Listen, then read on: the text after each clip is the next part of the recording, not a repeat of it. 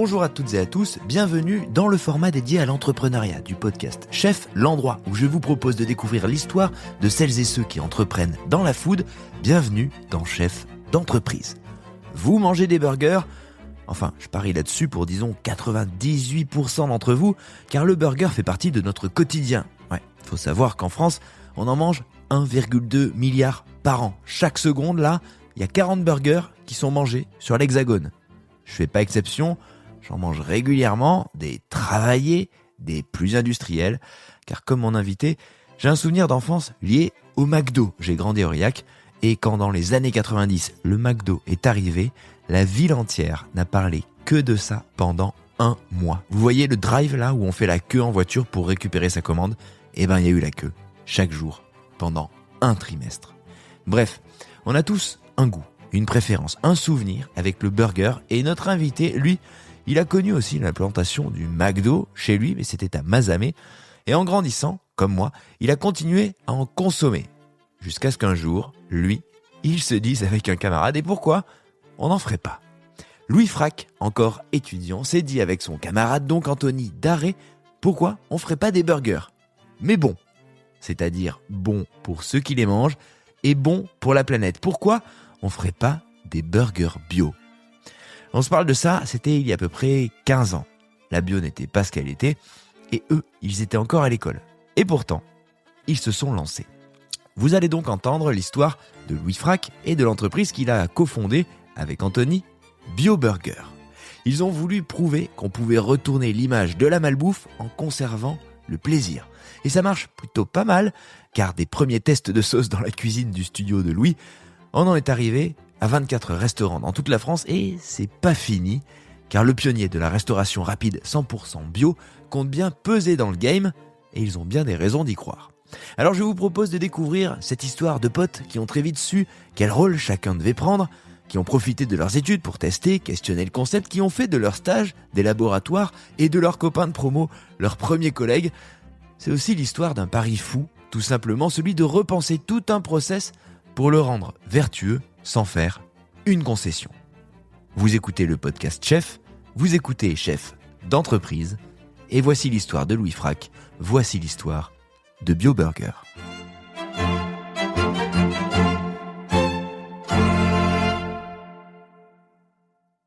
Je suis né à Castres, à côté de Mazamet. Donc c'est une ville dans le Tarn, donc à côté de Castres. Petite ville de 10 000 habitants.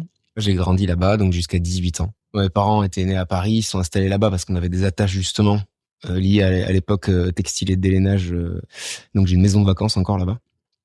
Et donc j'ai grandi là-bas. Et à 18 ans, je suis parti à Paris pour faire une école de commerce post-bac qui s'appelle l'EDC. En gros, à l'époque, quand j'étais au lycée, j'étais en S, donc j'étais plutôt profil un peu scientifique, moins que mes frères qui étaient partis dans des écoles d'ingénieurs. Voilà, et je savais pas trop ce que je voulais faire en fait. Mais je savais que je voulais peut-être entreprendre un jour. Qu'est-ce qui te faisait dire ça ? Qu'est-ce qui te faisait penser à l'époque où justement c'est pas trop vers où on va, que ça, il y a peut-être une petite fibre ? En fait, je me rappelle de ce souvenir où je regardais l'émission Capital sur M6, qui est pas forcément, qui est culte, pardon, qui est culte, qui est culte, clairement. Et je me suis dit à 16 ans qu'un jour j'aimerais bien entreprendre dans l'écologie.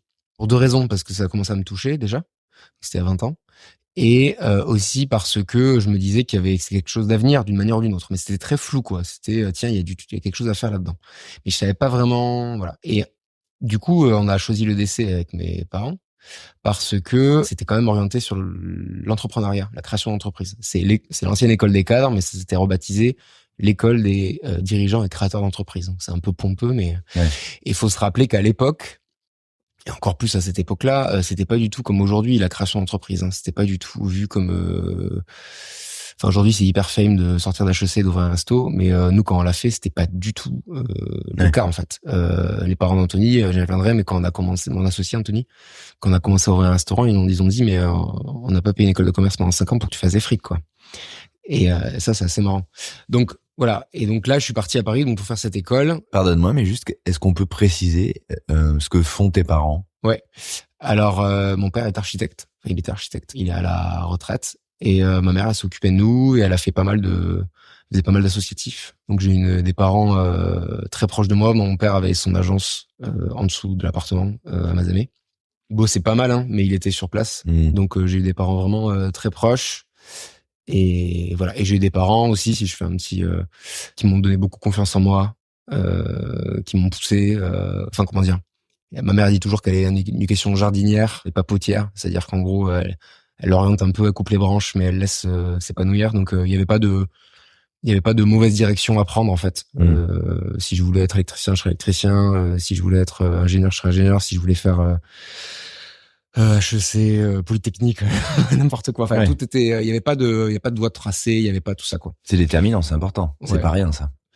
Et pas de culture entrepreneuriale. Enfin, mon père est indépendant.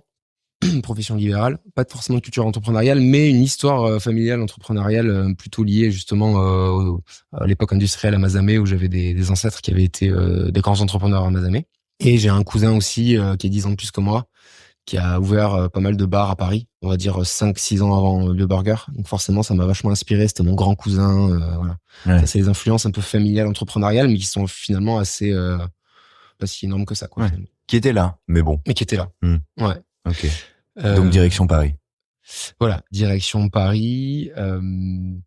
Donc, ouais, l'autre fait marquant aussi quand même à Mazamet, si je parle un peu de moi, quoi, c'est le sport, notamment le judo, qui m'a beaucoup construit à Mazamet. J'ai dans un petit club très convivial, très chaleureux, et j'ai fait du judo de 6 à 18 ans là-bas, et puis j'ai fait 2-3 années à Paris.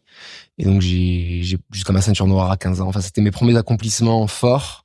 C'était en le judo, avec cette ceinture noire à 15 ans, ce deuxième dan à 18 ans qui te structure et qui t'apporte vraiment qui récompense en fait du travail temps long. Et c'est ma première étape, j'y reviendrai parce que c'est quelque chose qui a structuré ma vie, ce travail temps long, et qui apporte des récompenses au fur et à mesure en fait. Et donc je pense que déjà ça a tiré un espèce de trait de caractère sur la persévérance comme ça, l'abnégation. Voilà.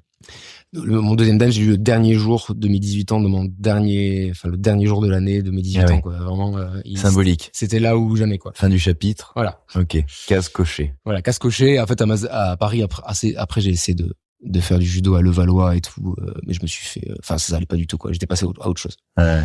Donc voilà. Donc Paris, je m'installe, vie étudiante, etc., école de commerce. Et en fait, finalement, ma vie est assez simple parce que mon associé, je l'ai rencontré en première année. Bon, c'était un groupe de potes. Et en fait, en deuxième année, on a eu l'idée BioBurger, quoi.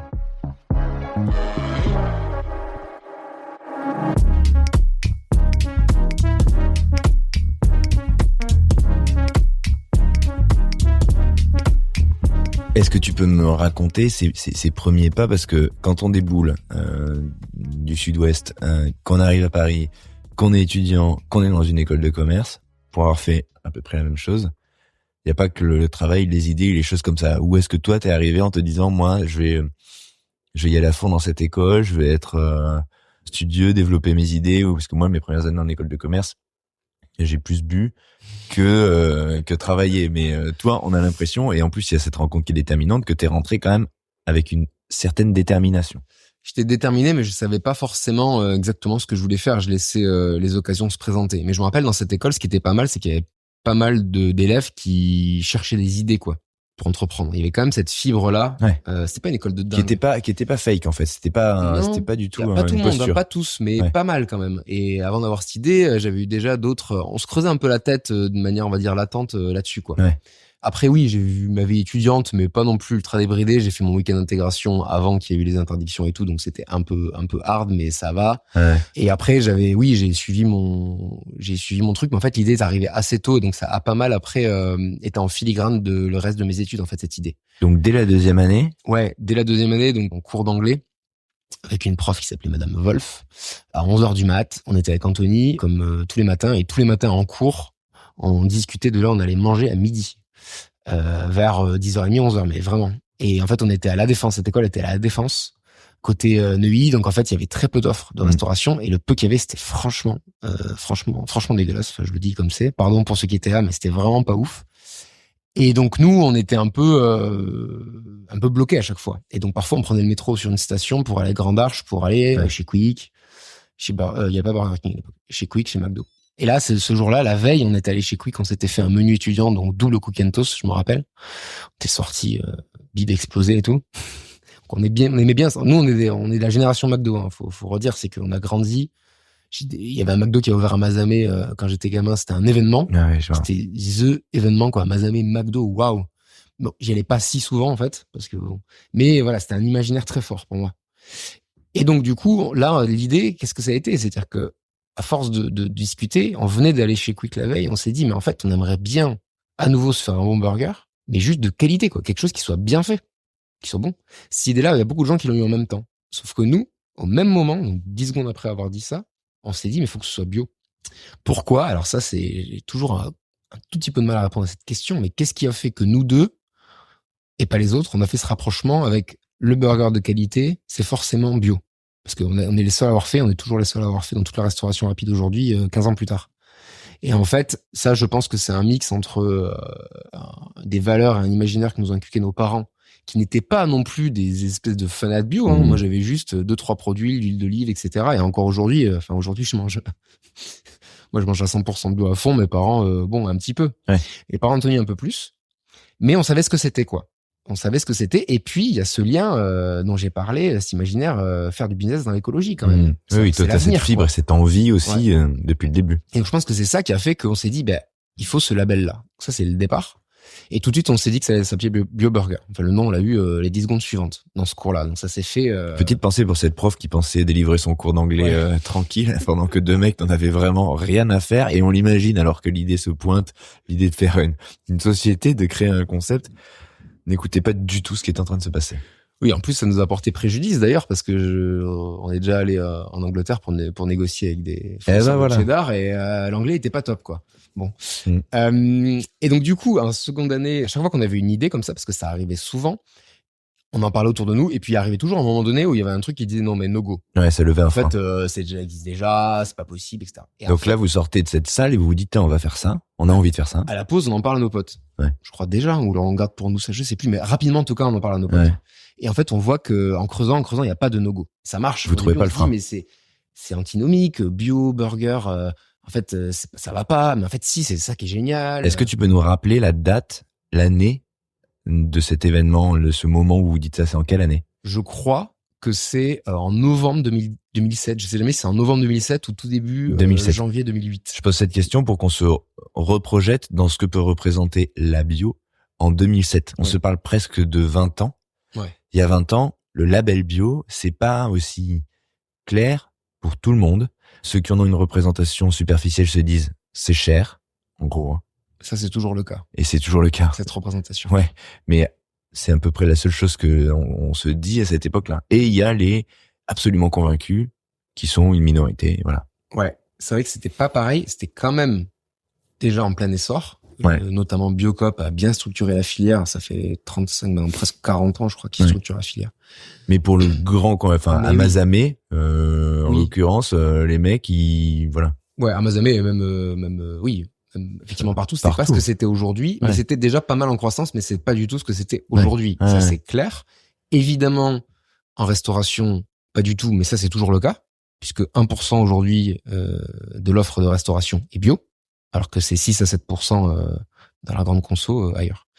Donc oui, c'était un ovni, quoi. Et pour autant, quand vous en parlez, pas de frein. Les gens, vos potes, à la pause, ils vous disent pas. En fait, ça intrigue, ouais. Ça intrigue, il y a un truc. Et ouais, il y a pas de no-go, quoi. Plus on creuse, moins il y a de no-go. Et quand vous vous projetez dans cette idée-là, donc on en est vraiment là, la genèse. On se parle du moment où vous commencez à dessiner des trucs, vous dites quoi? Vous dites, ok, bio, ça veut dire quoi? Ça veut dire tout bio. Ça veut dire les buns, les machins, tout bio. Alors là, c'est le moment où on met le doigt. Un chapitre qui est hyper important pour la suite. C'est la naïveté et notre côté bisounours qui nous a entraîné énormément de difficultés, mais qui aujourd'hui fait qu'on est là et qu'on est en passe de devenir, je pense, leader de notre marché. En fait, on s'est dit, bio, c'est quoi? C'est 100% déjà.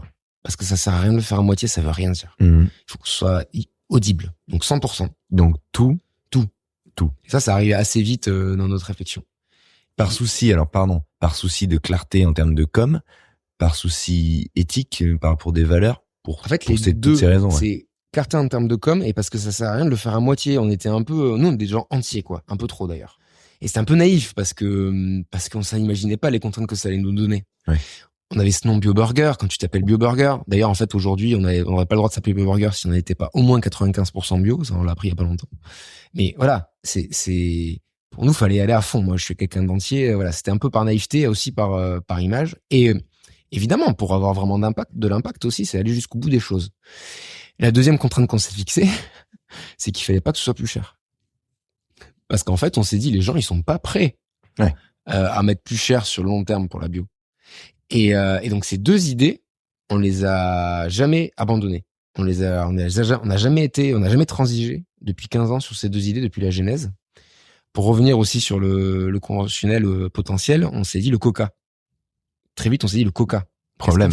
Qu'est-ce qu'on fait avec ça? En fait, il n'y a jamais eu de coca chez BioBurger. On a eu du cola à l'époque bio. Là, on n'en a plus. D'ailleurs, faut qu'on en remette peut-être, mais en tout cas, il n'y a jamais eu de Coca-Cola. Je pense qu'on est la seule enseigne de France à pas proposer du Coca-Cola, quoi. Et ça, faut mesurer le truc. Donc ouais, et en fait, c'était naïf. C'était un peu utopiste. Du bio pas cher, 100%. Enfin, on pensait qu'on allait y arriver, quoi. En fait, on y arrivait d'ailleurs. C'est quoi les premiers temps? Là, tu nous parles justement de la naïveté, des quelques lignes qu'on couche sur un papier, des trucs où on se dit ah putain mais on pourrait faire ça et ça aussi, ah ouais ça c'est bien et voilà et on teste et on en parle. Comment vont s'écrire les premiers temps justement alors que vous êtes encore étudiant? Alors je vais y venir. Donc les premiers temps, c'est que on a commencé à bosser sur le projet en parallèle. Donc on se mettait avec Anthony au café à côté là et on bossait dessus. Et donc on ouvrait les portes, c'est-à-dire qu'on enlevait ces no-go et on se disait tiens oui c'est vrai que c'est bien. Puis ça nous excitait quoi. Et ça nous excitait tellement qu'à un moment donné, en 3e année à l'EDC, on a 6 mois, on peut partir à l'étranger, faire un stage. Quoi. Et là on s'est dit on va lancer BioBurger parce qu'en fait on avait peur qu'on nous pique l'idée. Donc en 2009, on va lancer BioBurger et on va lancer le truc en 6 mois. On va prendre une année de césure en plus, donc on a 1 an et demi pour le lancer. On met un gérant, puis on reprend nos études et on finit. Et on a dit ça à nos parents, ils nous ont dit non, non. En plus, il y avait la crise de 2008 et tout, machin. Non, vous allez continuer vos études et puis après, si vous voulez, vous ferez le truc. Et ça nous a mis un gros coup derrière la tête. Ah ouais. On était deg et en fait, on a abandonné le projet momentanément. Et donc pendant 1 an, on s'en est pas parlé. Alors qu'on était potes avec Anthony, mais c'était un peu tabou, je me rappelle. On était un peu deg. Ouais. Douche froide. Et en 4e année, donc on n'a pas fait d'année de césure, on a fait des stages. Moi, j'ai fait un stage dans une boîte qui s'appelait Rapid Drink. C'est assez important pour la suite aussi. Donc un stage créé par un groupe de potes, une boîte créée par un groupe de potes à l'arrache, total. C'est à l'époque où il n'existait pas Deliveroo et compagnie. Donc l'idée c'était de se faire livrer son apéro quand t'étais en galère. Hein. Exactement. Ouais. Toute la nuit. Et donc il y avait des concurrents comme Allo Apéro et tout. Et moi je bossais, j'étais le petit stagiaire qui faisait la compta et tout pour mon boss. C'est devenu des potes. Des très bons potes. Et donc, en fait, j'étais livreur chez eux quand j'avais arrêté le stage. Et puis, pendant le stage, j'ai fait stagiaire. On finissait... c'est là où j'ai fait ma vraie vie étudiante. C'est-à-dire que je livrais jusqu'à 6h du mat le week-end. Et de 6 à 9, on allait en boîte. Puis, je me couchais à 10h du mat. Ah ouais. Et même, alors, petite anecdote aussi, j'ai fait le marathon de Paris. Ça, c'est mon grand début de mon amour pour la course à pied en 2009. Pendant ce stage. Attends, mais tu t'es mis à la course à pied dans la continuité du judo après une fois arrivé à Paris ou là, quand tu t'es dit j'ai découvert la nuit et l'apéro, je vais me mettre à courir parce que ça, pour le coup, c'est pas... En fait, la vraie histoire, c'est que donc j'ai arrêté le judo. Là, j'ai pris du poids parce que ce que j'ai pas dit aussi, c'est qu'en première année, avant d'avoir eu l'idée, j'ai oublié de dire ça, c'est important. Première année, avant d'avoir eu l'idée, je voyais que j'avais du temps libre étudiant où je jouais à FIFA en fait, et donc qui était improductif et trop. Et je me suis dit, faut que tu utilises ton temps. Et donc je suis allé bosser chez McDo à Neuilly pendant 6 mois, 6-9 mois. Comme job étudiant, je pense que j'étais un des rares à l'EDC à faire un job étudiant à côté, par la typologie des gens qui étaient globalement. Mais moi, j'y allais, j'avais pas besoin forcément, c'était vraiment de l'argent de poche supplémentaire, comme c'était vraiment pour l'expérience, voilà. Donc McDo, tu vas comprendre le fil. J'ai grossi. Moi, j'ai toujours un sujet avec la bouffe, hein. Je suis un gros gourmand. Et si je fais pas de sport, je grossis. Donc j'ai arrêté le sport, j'ai bossé chez McDo, j'ai grossi. Et donc du coup, il a fallu que je perde du poids. Et pareil, un autre chapitre, en fait, j'ai pas mal de choses à raconter avec Anthony. Quand on a eu l'idée BioBurger, on s'est dit, ça j'ai oublié de le dire aussi, en 2e année, il faut qu'on sache si on peut bosser ensemble. Et donc, pareil, il y a un lien, tu vas voir. Du coup, pour ça, faut qu'on fasse nos projets ensemble d'école, mais il faut aussi qu'on fasse quelque chose d'un peu plus ambitieux. Et en fait, en stage de deuxième année EDC, il y avait possibilité de remplacer des gérants d'un magasin Nicolas. Nicolas Levin à Paris. Ah ouais. Et donc, on est allé remplacer pendant 2 mois les gérants. On a tenu un commerce Tous les deux. Anthony à 20 ans pendant un été pour voir si on bossait ensemble. Ce qui est marrant, c'est que de cette expérience, on a vraiment gardé Aujourd'hui, ça fonctionne un peu comme ce qu'on fonctionnait. Enfin, tout de suite, il y a les caractères qui se sont révélés, quoi. Chacun a trouvé sa place. Chacun a trouvé sa place. Ça s'est super bien passé. Là, on s'est dit, OK, on peut bosser ensemble. Parce qu'un pote, c'est pas forcément un associé. C'est très différent. Qu'est-ce que vous avez découvert l'un de l'autre dans cette expérience-là quand tu dis que vous avez trouvé chacun votre place? C'est quoi votre place? Toi, t'es comment? Lui, il est comment dans cet exercice du boulot? T'as le droit de... Ce qu'est la réaction. Ouais. Paradoxalement, contre notre attente, Anthony s'est révélé beaucoup plus terrain opérationnel que moi, alors que c'est moi qui avais fait McDo. Et ça, c'était... je pense qu'il m'en faudra pas que je dise ça, au contraire, mais à la base, le premier jour de BioBurger, il s'était mis en caisse et moi en cuisine. Le second jour, on a échangé. Il est terrain et dans l'ombre, Anthony. Et il fait le boulot de l'ombre. Alors qu'à la base, c'était moi qui amenais les process avec mon expérience McDo. Et moi, je suis plutôt en support, tout ce qui est finance, gestion juridique, etc. Et aussi du coup image. Même si Anthony fait de plus en plus, mais il était moins à l'aise pour tout ce qui est image. Et là, chez Nicolas, en fait, ce qu'on s'est rendu compte, c'est quoi? Il s'est révélé être très besogneux d'entrée de jeu. Moi, je me suis révélé aussi être celui qui rate les pannes, qui a des pannes de réveil. Une ou deux fois, ça m'est arrivé. Puis après, ça m'est arrivé chez BioBurger aussi, une ou deux fois. Un peu moins rigoureux, un peu moins méticuleux. Et Anto, un côté besogneux qu'il n'avait pas forcément en école de commerce, parce que là on était pareil, c'est qu'on faisait le minimum. Ouais. J'ai toujours fait le minimum à l'école, j'avais un peu des facilités, donc du coup je fais straight to the point, quoi. Anthony, c'est pareil. Par contre là, quand il y avait de la tâche et tout, Anto il s'est tapé des trucs, que ce soit chez Nicolas ou chez BioBurger, assez violents.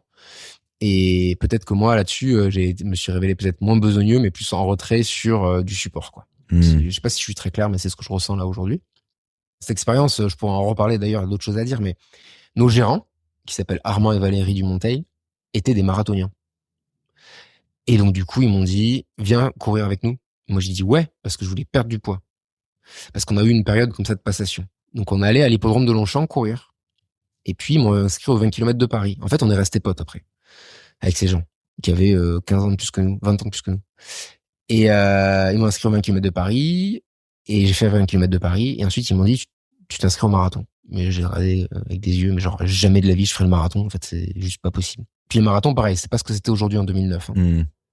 Et donc, je reviens à Rapid Drink. C'est que pendant mon stage de Rapid Drink, en fait, je faisais la livraison de 21h à 6h. Je rentrais chez moi. Je me changeais. J'allais courir à l'hippodrome de Longchamp avec Armand et Valérie parce qu'ils y allaient le samedi matin ou dimanche matin, j'ai plus tôt, dimanche matin. Et puis après, je me couchais à 10h du mat'. Et je me relevais à 15-16 heures et puis j'allais rebosser à Rapid Drink. Ça, c'était mon stage. Et donc, c'est là où j'ai eu un peu une vie étudiante, un peu n'importe quoi, mais avec ce lien de l'effort et la persévérance parce que je voulais finir mon marathon, quoi. Et je l'ai terminé en 4h59 sur les rotules avec 6 crampes, 2 dans les mollets, 2 dans les quadrilles et 2 dans les fessiers, au bout de ma vie à 85 kilos en 2009. Parce que j'avais pas encore perdu du poids. Mais pareil, j'y reviendrai parce que c'est quelque chose qui m'a structuré, ça. Deuxième accomplissement sportif structurant qui vient d'une abnégation où je suis allé courir à la fin de Nuit Blanche. En fait, il y a vraiment un truc qui m'a structuré là-dessus. Ouais.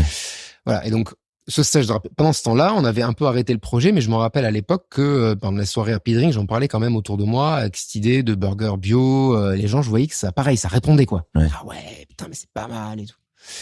Et en 4e année, donc après ce stage, on se revoit et là c'est Anthony qui vient me voir et qui me dit non, d'abord on a voulu lancer un bar. Bon, je passe rapidement là-dessus parce qu'on s'est dit mon cousin avait lancé des bars, c'est plus facile de lancer un bar, on se fera la main et tout. Puis là tout le monde nous disait no go, les bars, tout le monde en fait, c'est pas votre fibre, l'alcool et tout le monde de la nuit. Et là on s'est dit en 4e année, on reprend le projet. C'est Anthony, sous l'impulsion d'Anthony, et on ouvre ça à la fin de nos études. Et là c'est parti, vraiment en 4e année. Et là pendant 1 an et demi, on a bossé le projet à fond et on a fait nos stages de fin d'études dans notre boîte en janvier 2011. Et donc là, on a négocié, on a été les premiers à l'EDC à pouvoir faire nos stages de fin d'études dans notre boîte, en créant notre boîte. On fait notre propre convention de stage.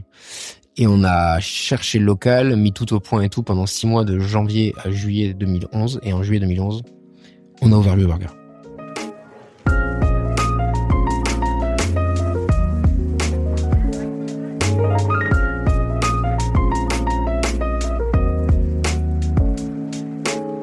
Alors, il faut que tu me racontes cette petite période avant l'ouverture.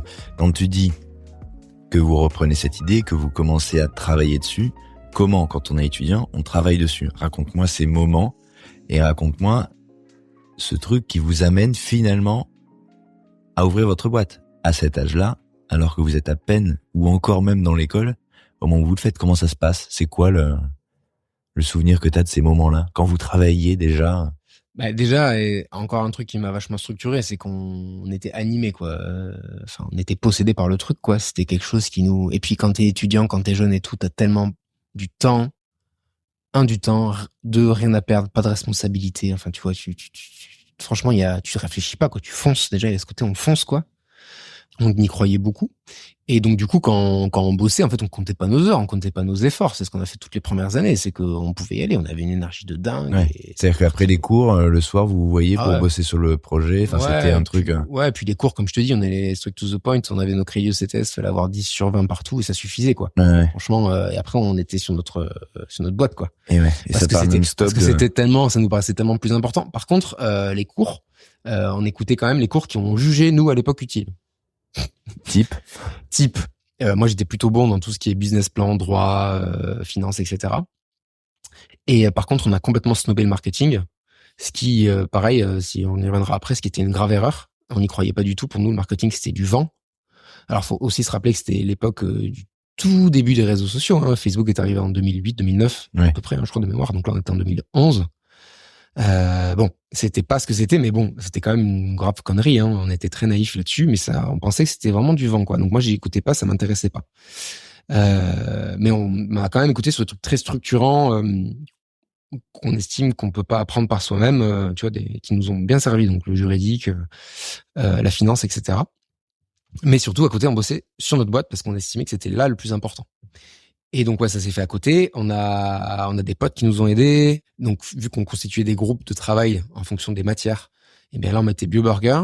Donc, même en marketing, en business plan, machin, c'était le cas de pratique, c'était BioBurger. Nous, on s'entourait de potes de promo. Et tout le monde bossait là-dessus, ouais. Ouais. Ah, c'est pas mal en fait parce que pour le brainstorm, l'avancée du concept et tout, vous aviez une forme de main d'œuvre à dispo parce que du coup vos camarades ils étaient obligés de bosser sur ce projet avec vous. Exactement. Non, franchement c'était super chouette et donc là on a bossé sur plein de choses, sur quand même sur l'image de marque, mais surtout sur enfin, on avait tout à apprendre, quoi. Il fallait rechercher un fonds de commerce, fallait mettre au point l'offre, fallait trouver des fournisseurs, c'était un travail, mais alors ça c'était avant le début du stage. Et quand on a commencé le stage, en janvier, on n'avait plus de cours. Et là, on a pris un pote à nous qui a fait stage avec nous, qui s'appelle Damien Leclerc, et là, on était à 3, en fait, pour vraiment créer le resto. D'accord. Donc là, vous étiez de cette école les premiers stagiaires à vous embaucher vous-même, à vous prendre vous-même en stage. Ouais. Vous avez ouvert la boîte tout de suite? La condition, c'était que la structure juridique existe. Et oui, parce qu'il fallait une convention et tout, donc il fallait que vous ayez votre propre convention. Donc vous avez, à quel âge? Vous avez quel âge, du coup, là? À 22 ans. Donc à 22 ans, vous ouvrez BioBurger. Voilà. Et vous démarrez votre stage dans votre société. Vous n'avez pas de bureau, pas de locaux, rien du tout là? Non. Alors on bossait dans mon appart. Moi j'étais dans le 2e rue de Louvois. Et donc on recevait, je me rappelle, on a reçu des fournisseurs, là-bas. On était personne, quoi. Et on bossait là. J'avais un vidéoprojecteur, donc on projetait sur l'écran. Je faisais sur SketchUp les plans du local. Donc on projetait sur l'écran notre comptoir. Moi j'ai dessiné le comptoir, j'ai dessiné les trucs. Mon père est archi, donc il nous avait fait un relevé une fois qu'on a trouvé le local. Hein. Il nous a fait un relevé du local.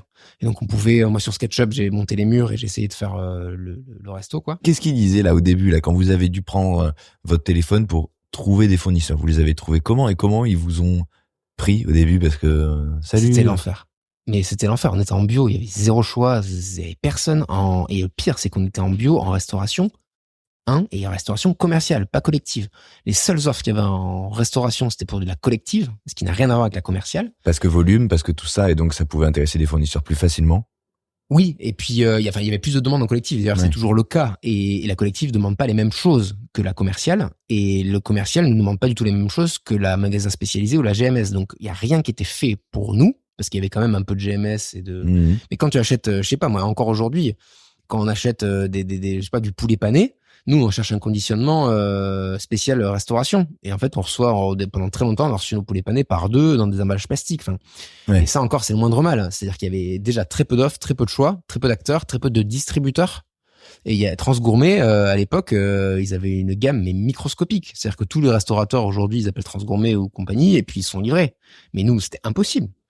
Donc on a dû enfoncer des portes, et puis on était personne, on n'avait pas créé un seul restaurant, donc c'était extrêmement compliqué. Et là, on a galéré. Enfin, c'était l'enfer, mais on y est arrivé quand même à monter notre burger 100% bio pour le 4 juillet 2011.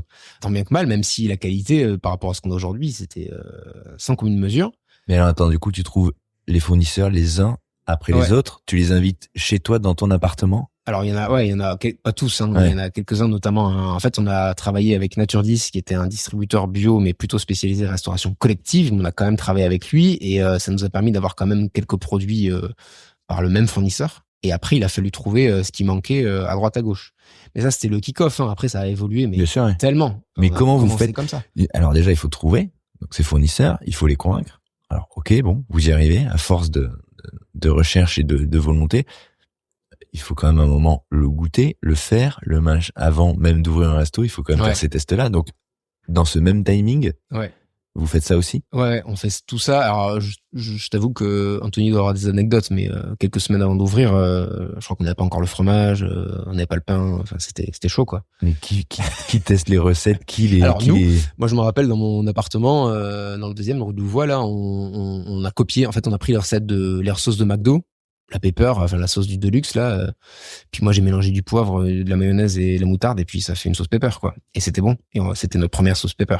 Et puis on a fait ça pour tout. Donc à la mano quoi. On faisait nos sauces effectivement au début maison. Donc on mélangeait les pots d'épices et de sauces comme on pouvait dans le resto.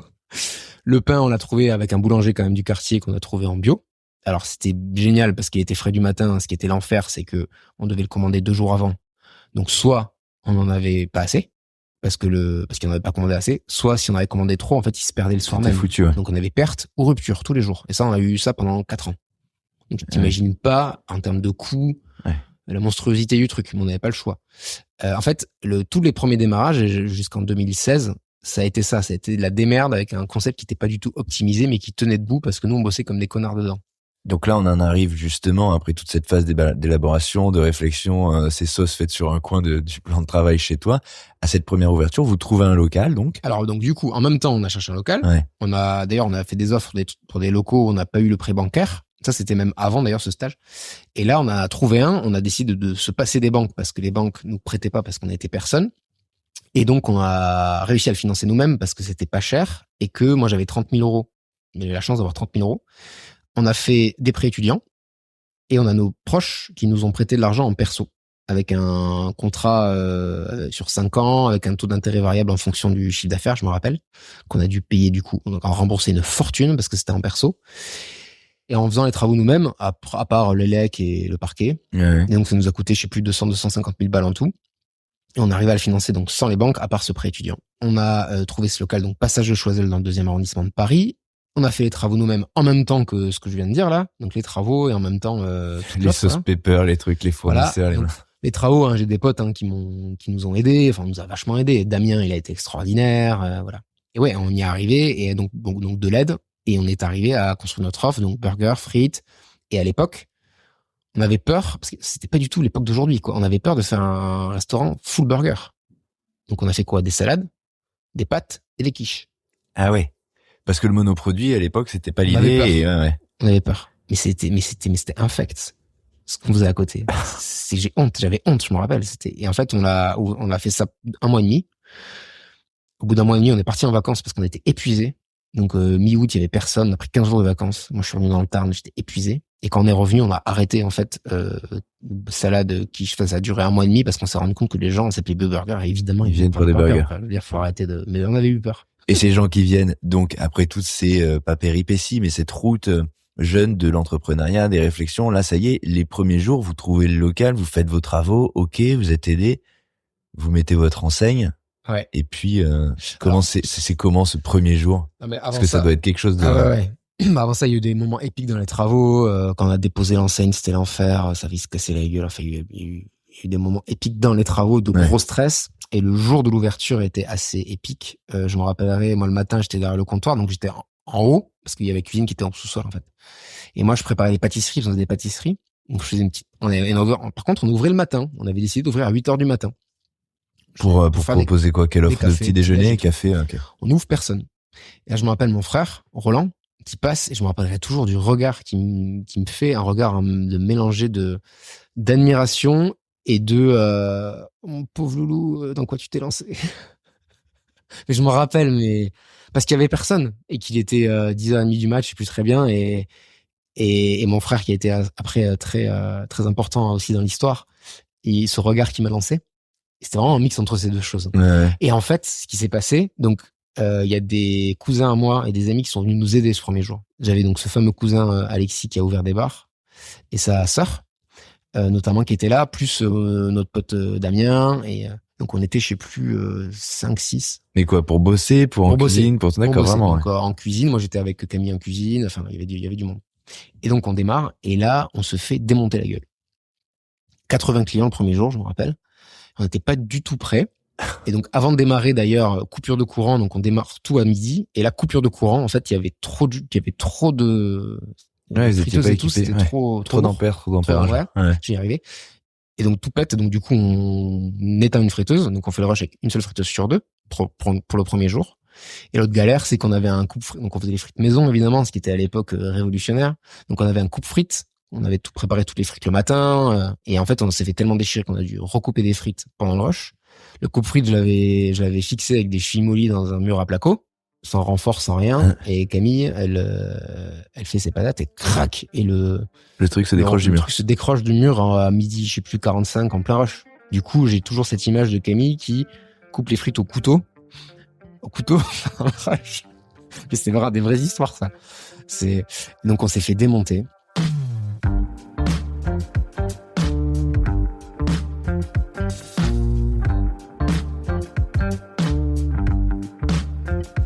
En fait, à l'époque, c'était révolutionnaire.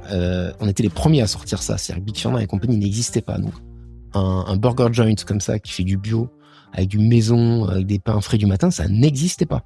Donc, en fait, c'est pour ça que les gens, ils trouvaient ça ouf. Et alors, les gens, ils te disent quoi? Ça doit être un moment extraordinaire de densité émotionnelle, de boulot, ça doit être à la fois hyper rapide et hyper long comme moment. Enfin. Ouais. En fait, moi, pendant des mois avant, je me rappelle que quand je m'endormais le soir dans mon lit, je me disais, mais c'est ouf. Il y a un gars, un jour, qui va rentrer dans un restaurant que j'aurais créé, qui va dépenser 10 € pour acheter une formule que j'ai créée. Moi, ça me paraissait... C'est un fantasme de dingue. Invraisemblable. Ouais. Et ça, c'était mon premier objectif, c'est qu'il y ait quelqu'un qui accepte de dépenser 10 balles, parce que c'était 10 balles notre première formule, pour ça. Et donc ça, c'est arrivé, mais avec 80 personnes d'un coup. Donc une satisfaction, c'est-à-dire que les gens, ils adhèrent à ce qu'on a voulu faire. Mais on pouvait manger sur place? Ouais. Donc tu pouvais en plus vous voir? Ouais. Sauf qu'on n'aurait pas le temps du tout. Tête dans le guidon, on n'aurait vu personne. Après, il a fallu se taper le ménage, la caisse. Je me rappelle le premier soir, alors que ça fermait le soir. Hein. C'était dans un passage, on était ouvert que le midi. Ouais. On a dû fermer à 16h ou 18h. Et moi, jusqu'à minuit, on était dans le resto parce qu'on n'était pas du tout préparé. Donc, il a fallu tout nettoyer, faire la caisse. Je n'en sortais pas et tout. Puis on a remis le couvert le lendemain. Enfin, c'était. Alors, heureusement d'ailleurs que c'était fermé le soir et le week-end, le dimanche, pardon. Parce que ça nous a permis de nous ménager un minimum, quoi. Ouais. Donc au niveau émotionnel, en fait, t'es tellement la tête dans le guidon, t'es tellement dans ton truc aussi que à la fois tu profites et à la fois t'es stressé, à la fois tu penses à... En fait, ça c'est un défaut qu'on a eu depuis toujours avec Anthony, c'est qu'on n'a pas suffisamment fêté les victoires. Parce que tu penses toujours au coup d'après, quoi. Toujours au coup d'après, on avait tellement de choses qui allaient pas, quoi, de problématiques liées notamment au 100% bio. Et donc, par contre, ça a super bien marché. Donc on a continué et c'est un gros événement, c'est en février 2012. Donc 8 mois plus tard. Donc là, il a commencé à avoir Big Firma et compagnie qui débarquent. Ouais. Donc on a halluciné parce qu'ils arrivent avec un truc en termes marketing qui est ultra bien fait. Ouais, en mode burger gourmet, comme on peut le dire. En mode burger gourmet. Ouais. Ils arrivent avec un menu à 15 €, nous on était à 10 €. conventionnel, mais français, etc. Avec un produit qui était 100 fois meilleur que le nôtre en termes gustatifs et une com et un marketing de ma boule. Où là, nous, comme dit, en fait, on n'était pas si mal que ça vu a posteriori, mais pas comme eux. Donc, on regarde ça. Bon, de toute façon, on était local dans notre petit passage. Mais quand même, ça nous a mis un petit coup et ça a pas mal aussi drivé la suite. Et en février, en fait, on fait la seconde page du 20 minutes de Paris, qu'on a réussi à avoir avec un listing presse qu'on a réussi à choper. On a envoyé des CP, on a eu un journaliste. Et là, il y a eu un avant et un après. C'est-à-dire que le matin même, l'article sort, il est repris par Télématin, par William Lémergie le matin, sur France. Plus grosse locomotive de la télé en France. Ouais. Donc, il parle de nous. Il y avait marqué du bio pour concurrencer McDo. C'était le titre. Et là, on a eu, je sais plus, 150 clients, 170, je sais plus. Enfin, on s'est fait démolir pendant 2 jours. Mais par contre, après, ça s'est recalmé, mais on a fait plus 40% en moyenne du jour au lendemain, quoi, grâce à cet article. Donc ça nous a vraiment permis aussi de bien progresser. Et on a bossé pendant 2 ans comme ça, passage au Choiseul, en faisant un peu tout avec Anthony, en se payant quasiment pas. Et Anthony, il habitait dans une piole au-dessus du restaurant. Ah ouais. Qui faisait genre, je sais pas moi, 7 mètres carrés, 6 mètres carrés, un truc un taudis, quoi. Parce que ses parents, ils étaient à Versailles, on n'avait pas l'argent, en fait, pour payer un truc. Moi, j'étais en coloc avec mon frère, à côté du restaurant. Ouais, donc là, pendant 2 ans, vous êtes dans un tunnel, bio-burger total. L'offre, vous l'affinez, j'imagine. Tu nous as parlé de ce mois et demi où c'est parti un peu, qui veut de la quiche, qui veut des salades, qui veut des machins, on se crame. Et donc, on revient un mois et demi plus tard, on se dit, attendez, hop, on fait des burgers. Sur ces 1 an et demi, est-ce que l'offre, elle va se structurer un petit peu différemment? Est-ce que tu changes des process sur les fournisseurs, par exemple, et sur les recettes et sur les formules que vous proposez? Notre gros avantage, c'est que dès le départ, on a toujours été très bon sur les process. C'est-à-dire que dès le départ, on avait déjà un process en cuisine qui était assez éprouvé, parce qui venait de McDo. Ça, c'est ton expérience chez McDo. Ouais. Et donc, ça nous a permis déjà d'être assez productif dans la fabrication, dans la rapidité et dans la constance qualité, mais dès le départ. Par contre, il y avait tout à faire. Et pendant cette année et demie-là, oui, on a commencé à faire des ajustements, mais on était tellement pris que pas beaucoup. Mais ça rentrait. En fait, le cash rentrait parce qu'on se payait pas, etc. Et en fait, ce qui s'est passé, c'est qu'on a ouvert un 2e restaurant. Donc, rue de la Victoire, pas très très loin, en fait, du premier. Et là, un vrai restaurant ouvert le soir. Et très rapidement, on l'a ouvert 7 jours sur 7. En continu. Vraiment modèle McDo. Parce que vous sentiez qu'il y avait une demande pour ça. Parce que notre modèle était basé sur le volume. Il est toujours basé sur le volume. Prix peu élevé, faible marge, volume. Et process éprouvé qui permettent de faire du volume. Tout de suite, on s'est dit, il faut jamais qu'il y ait une grosse queue. Il faut que ça délivre. En fait, les grosses queues devant les restos le midi, c'est une connerie parce qu'en fait, tu perds des clients. Donc, et ça, on a toujours été très bon là-dessus. Et on a tout basé là-dessus. Du coup, on a ouvert le 2e restaurant. Ça, on est arrivé à le garantir. Par contre, une fois qu'on a ouvert le 2e restaurant, donc en 2013, septembre 2013, 2 ans, un peu plus de 2 ans après, quand on a regardé le PNL, on a commencé à comprendre qu'on perdait de l'argent. Parce qu'on a dû embaucher, on pouvait plus faire tout. Ouais, bien sûr. Et là, ça marchait plus. Le taux RH était trop élevé, la marge était trop... Enfin, là, ça allait pas, en fait. Là, j'ai eu ma première grosse difficulté entrepreneuriale qui a duré, je pense, au moins 3 ans. Ah ouais. Entre 2014 et 2017. Et en même temps, c'est là où on a créé le plus de valeur. C'est qu'on a dû complètement tout remettre en cause ou tout construire. Je sais pas comment on peut dire. Enfin, c'est là où on a construit BioBurger, en fait. Parce que c'est marrant. Enfin, c'est pas marrant. C'est pas du tout le mot. Mais là, au bout de 2 ans d'activité, du coup, c'est 2 ans d'activité. Là, on se dit, putain, mais en fait, notre modèle, à ce step-là de développement, il est plus valable. Non. En fait, il a jamais vraiment été pour l'instant. Ouais. Il a été parce que c'était parce que vous payiez pas, parce que c'était un petit, mais là, 2e restaurant, on paye des gens, il y a plus de masse salariale, et en fait, ce n'est pas rentable. Ce n'est pas rentable, et ce qui était frustrant, c'est que ça avait du succès commercial. Ouais. On faisait du chiffre. Ouais. On faisait plus d'1 million d'euros de chiffre dans le 2e resto. Ouais. Mais ça, c'est un truc dans le commerce où ça veut rien dire. Effectivement, on peut faire du chiffre. Ouais. C'est pas pour ça que ça valide ton modèle. Exactement. Et donc, du coup, comment vous pivotez et qu'est-ce que vous décidez de changer? Dans la douleur. Ah ouais. En fait, c'est arrivé à un moment. En fait, l'aventure entrepreneuriale, en tout cas dans la restauration, il y a plusieurs steps. Donc, ça, t'as cette première step étudiant, naïf et tout, tu bosses partout, tu te fonces la tête baissée. Et après, t'as cette step très compliquée où tu dois développer, prendre de la hauteur, déléguer, et en même temps t'assurer à la fois de l'opérationnel parce que tu peux pas tout déléguer, etc. C'est ça. Donc, quotidien de restaurateur, et en même temps développer un concept, quoi. Et le faire après coup, c'est super dur. Et donc t'es au four et moulin et tu dois faire le grand écart psychique entre le rush, le midi où t'es en caisse et tu dis bonjour madame et tout, qu'est-ce que vous voulez.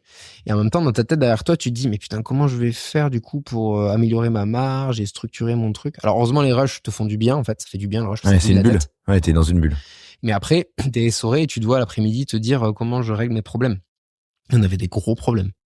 Donc, en fait, ce qu'on a fait, c'est qu'on a découpé toute notre chaîne de valeur. On s'est dit, OK, on a pris PNL, on a découpé, on a dit comment on fait pour améliorer tous les ratios. Et c'est là, on a créé vraiment les grosses bases de l'ordre du bioburger. Alors, le problème, ça peut durer très longtemps, là, ce que je vais dire. Non, mais c'est intéressant.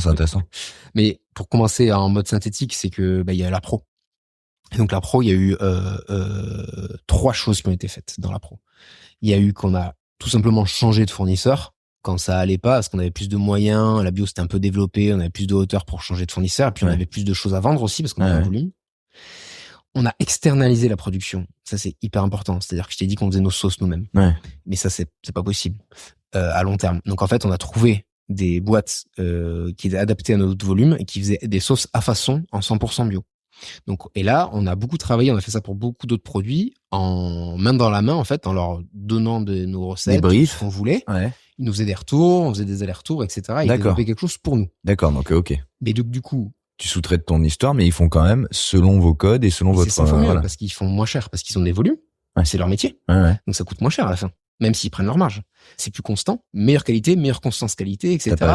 Moins de matériel dans le restaurant. Enfin, j'ai plein d'anecdotes. On a embauché Mathieu Chopard, qui est toujours chez nous, hein, c'est un plus vieux salarié dans ce fameux Piolle d'Antony qui était devenu un bureau à l'époque.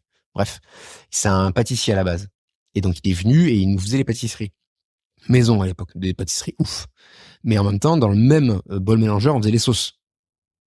Et c'était l'enfer, on devait nettoyer entre les deux et tout, c'était pas toujours nickel. Mathieu, il a pété un plomb, enfin c'était l'enfer. La prépa le matin et l'après-midi chez Bioburger, on faisait tellement de trucs nous-mêmes que c'était horrible. Donc en fait, on a tout externalisé, tout ça. Alors les pâtisseries aussi. Donc on a le deuxième point, c'est qu'on a externalisé. Et le troisième point, c'est qu'on a créé une centrale d'achat avec 2 restos. Vu qu'il n'existait pas de distributeur bio avec une offre restauration commerciale, on l'a créé nous-mêmes pour nous. Donc on a pris un prestat à Rungis, on a créé une structure juridique et on a acheté en volume, livré à Rungis. Donc ça nous permettait en fait d'avoir des livraisons de volume à Rungis, parce que jusqu'à présent on avait entre 15 et 20 livraisons par semaine, avec des minimums de livraison très importants. Donc ça j'ai pas dit, mais à Choiseul, dans le premier restaurant, on recevait des palettes de 300 kilos de pommes de terre. Qu'on devait mettre où on pouvait. On les mettait où on pouvait dans le resto. Ça débordait de partout parce qu'on n'avait pas le choix. Pareil pour les steaks, pareil pour tout. Et là, tout ça, c'est arrivé en volume à Rungis. Donc là, vous créez une antichambre, en fait. Ouais. Qui nous permet d'acheter plus en volume moins cher. Et ensuite, on fait une livraison avec un camion qui arrive avec tout d'un coup dans le resto. Ça nous a changé la vie, même si la centrale au début était déficitaire. Par contre, en restaurant, ça a optimisé tout. Ouais.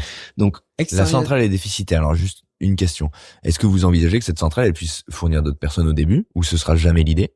C'est jamais l'idée, c'est toujours pas l'idée. C'est du sur-mesure pour nous. Ok, c'est pour vous. C'est un outil mis à service du réseau, ce que je viens de franchisé aujourd'hui. C'est un outil unique en France, mais qui est destiné à Bioburger. Parce que tout est optimisé pour nous, en fait. D'accord, ok. Là-dedans, pour l'instant. En tout cas. Ça enlève pas le problème du stockage des pommes de terre, si? Il faut toujours, c'est à Choiseul, tu es quand même obligé de, non? Mais si, ça change tout. Parce que tout est stocké à la centrale.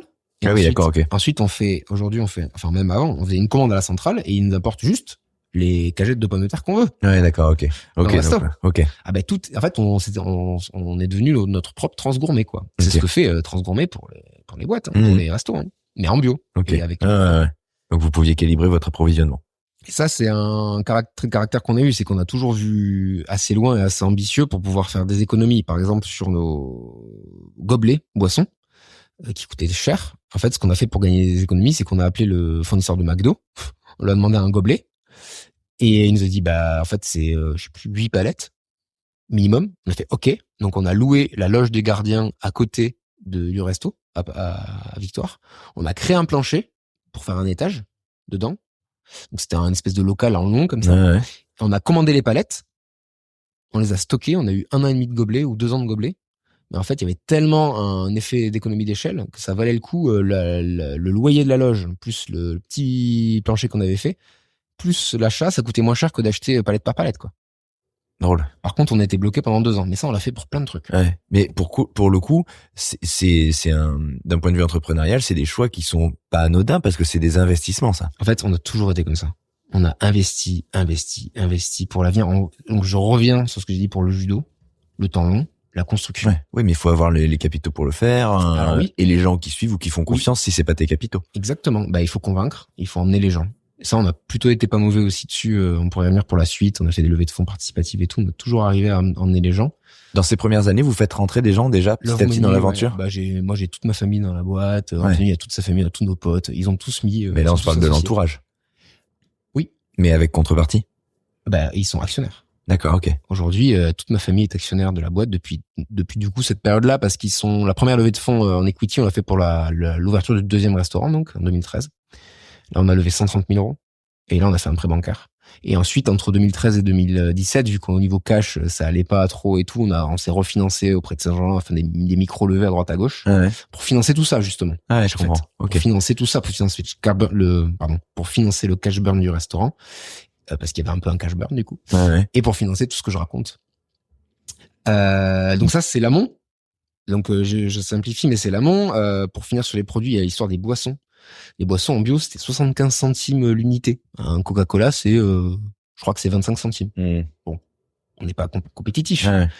Qu'est-ce qu'on a fait? On a arrêté les boissons. Pourquoi c'est cher? Parce que c'est des petites séries, en fait. En bio, il n'y a pas de série, donc il n'y a pas d'effet de volume et ça coûte très très cher. Et donc, en fait, on a arrêté ces boissons emballées. On a créé nous-mêmes nos propres boissons en interne. Donc, on pressait des citrons, on mettait du sucre et on faisait des citronnades.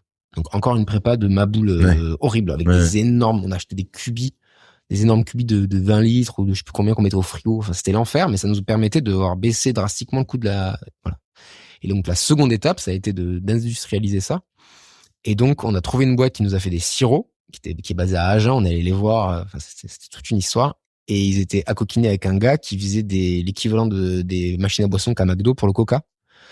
Donc, c'est une espèce de machine à boisson qui prennent le concentré.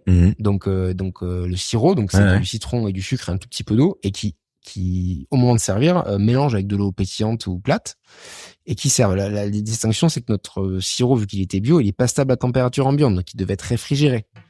Ça a été un bordel sans nom, mais on a réussi, à mettre ça en place dans le restaurant à Victoire. Donc la machine et tout, hyper artisanal. Et donc se faire livrer que des cubis et c'était beaucoup plus propre. On n'avait plus de prépa à faire. Donc ça nous a coûté je sais plus combien. Ça a été un stress d'enfer. On a dû percer le plancher et tout. Et en fait, ça tient toujours aujourd'hui. C'est qu'on a changé de prestat. Maintenant, c'est un prestat beaucoup plus industriel beaucoup plus compétent, qui nous fait les machines. On a toujours ce fournisseur à Agen, on en a d'autres. Et toutes nos boissons, en fait, t'as pas de coca, mais c'est la citronnade, la limonade, la iced tea, la gingembrade et tout. Et donc, c'est 25 centimes ou 20 centimes. Vous êtes arrivé à retrouver le coût. Voilà, en bio. Alors, on est quand même plus cher que McDo, parce que McDo fait la même chose que nous avec du Coca-Cola, puis avec des volumes de maboule. Mais bon, c'est quand même challenging. Et surtout, ça nous a différenciés sur le marché. C'est marrant, nos boissons, elles sont toujours un peu rigolotes. Ça interpelle. Ça, c'est à ce moment-là aussi. Le pain, gros move. Et oui, tu nous racontais qu'il y avait ce problème avec un fournisseur local qui fait que soit il y en a plus, soit il y en a trop, et dans tous les cas, tu perds. On avait changé entre-temps de boulangerie, mais ça allait toujours pas. Et en plus, j'ai oublié de dire, il y avait un problème de constance qualité. Il y avait des matins, le boulanger, je sais pas, il était mal réveillé, ou il était moins bon, je sais pas ce qui s'est passé, mais les pains, ils étaient trop petits, trop gros, trop cramés, c'était l'enfer. C'était horrible. Il y a des jours, on a fermé parce qu'on n'avait plus de pain. C'était vraiment très stressant. Je sais pas, je vous imaginez, le jour où tu fais un gros chiffre parce que tu sais pas pourquoi il y a du monde, tu peux pas le faire. Parce que c'est imprévu. T'as pas les pains. Et quand tu perds de l'oseille, tu dis, mais je vais pas m'en sortir, en fait. Et là, tu sors dans le métro et tu chiales. Moi, je chialais dans le métro, je me rappelle à cette époque-là. C'est hyper désespérant, quoi. Soit t'as un manque à gagner, soit t'as une perte de matière. Et oui, et sans compter que quand t'es sur le terrain et que c'est toi qui jettes les pains, en plus, t'as ce côté-là où tu jettes la bouffe. C'est l'enfer. Et donc là, par contre, pareil, on a une solution de dingue qui arrive, c'est qu'en faisant nos recherches, on trouve un semi-indus bio qui fait du pain pour la GMS et aussi pour les magasins SP. Et il nous envoie un échantillon de bun, mais dégueulasse. Pardon Biofournil, mais il était dégueulasse au début, l'échantillon de bun. Et là, pendant 1 an et demi, c'est plutôt Anthony qui s'en est occupé. On travaille la recette avec eux. Et au bout d'1 an et demi, on y arrive. Et alors, qu'est-ce qu'on gagne? C'est que là, on est livré sous atmosphère protectrice. Donc, c'est un pain en sachet de 6 avec un gaz neutre dedans. Qui te permet de les conserver. Qui permet de les conserver 30 jours, sortie d'usine, et donc arrivé en resto, 20 jours de DLC. Un coût d'achat qui chute, enfin coût de prod quoi, voilà. Ouais. Et pas de perte, pas de rupture, Le jour et la nuit. et une qualité de ma boule. Aussi, on a un pain, mais Et une constance. une constance. Toujours pareil. Alors, alors à chaque nouvelle récolte de blé, il faut faire attention parce que le blé est différent en bio. Donc là, il y a toujours des tests qui se font. Maintenant, on est rodé. Hein. Il y a eu des années où du coup, il y a eu des problèmes. Maintenant, on est hyper rodé avec eux. On est vachement en amont sur le nouveau blé, etc. On est main dans la main. Oui. Ce qui est génial, hein, c'est que tous ces fournisseurs bio, ce qui est extraordinaire, c'est qu'on a des gens qui ont une autre vision du business. Ouais. On est tellement dans la Impliqué. confiance. Ah ouais, mais on s'éclate, quoi. C'est des gens passionnés, quoi. Et alors oui, on fait du business et on négocie. Mais en fait, on se fait confiance, quoi. Pendant le Covid, mais on s'est tellement donné des coups de main les uns pour les autres. Mais moi, j'ai une relation là avec l'amont dans la bio, mais je suis passionné, quoi. C'est des gens, mais c'est extraordinaire. C'est un autre monde, vraiment. C'est génial, ça, pour le coup, Parce c'est qu'ils le... sont, je sais pas comment expliquer. On est tous un peu bisounours, quoi, mais on fait les choses bien, quoi. Et donc eux ils y ont cru, et après donc on a mis ce buns en place. Donc en plus c'était la recette qu'on voulait, c'était entre le pain américain et le pain français, c'est-à-dire un pain boulanger mais pas trop, et un pain en mode brioche mais pas trop non plus, vraiment entre les deux, tu vois. Et puis eux, donc ça leur a permis de mettre ce pain au point. Ils ont fait d'autres recettes side à la nôtre qui commercialisent maintenant. Si vous allez chez Auchan et que vous prenez le pain, je crois que c'est leur marque chez Auchan, c'est Angélus, ou c'est pas le nôtre mais c'est tiré du nôtre, quoi. Et donc, ils ont créé une ligne Buns. Et en fait, ça, il y a beaucoup de fournisseurs qu'on a pu accompagner là-dessus. Et qui ont gagné à la recherche que vous avez fait avec eux, quoi. Voilà. Et ça, on l'a fait aussi pour le fromage. On l'a fait pour pas mal de trucs. Donc, il y a un game changer. La boisson, c'est un game changer. Le pain, c'est un game changer fort, mais aussi plein d'autres choses un peu plus marginales. La pomme de terre, on a trouvé notre fournisseur Nora Bio, et maintenant, ils plantent pour nous la variété qu'on veut, ils nous calibrent ce qu'on veut, donc on voit très loin avec eux. Enfin, maintenant, on est parti sur un truc, tu vois, on a vraiment structuré tout ça. Ouais. Ça a pris combien de temps de mettre tout ça à plat, tous ces process? Parce que là, on s'est parlé d'approvisionnement. 3 et 4 ans. 2013, 2013, on a ouvert Resto, donc non, on a commencé à se poser des questions en 2014, et on a ouvert notre première franchise en 2017, donc tu vois, c'est dans cette période-là, quoi. Ok. Après, ça a toujours évolué depuis, hein, mais ouais, bien sûr, on s'est posé à ce moment-là.